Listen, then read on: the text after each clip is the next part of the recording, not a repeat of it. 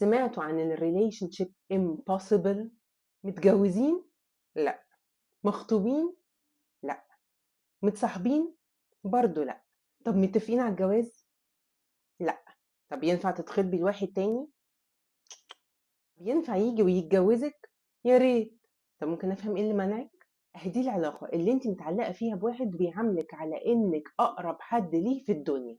بتشوفوا بعض كل يوم، بيغير عليكي، بيقولك كلام حلو، معاكي في كل اختيارات حياتك وقراراتك المصيريه، تعرفي عنه كل حاجه ويعرف عنك كل حاجه، حتى اهلك كمان عارفين. انما بقى تيجي في الجد وتقولي له نرتبط، يقولك ارتباط ايه؟